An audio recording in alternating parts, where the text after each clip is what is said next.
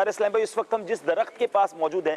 یہ بہت پرانا درخت ہے، اور اس کے بارے میں بتایا جاتا ہے کہ سلطان محمد فاتح کو خواب میں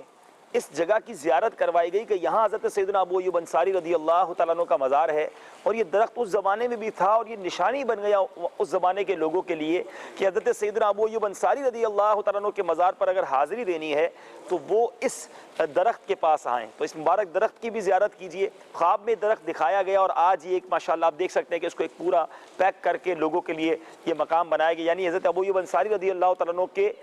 مزار کی نشانی کے طور پر جانا جاتا ہے۔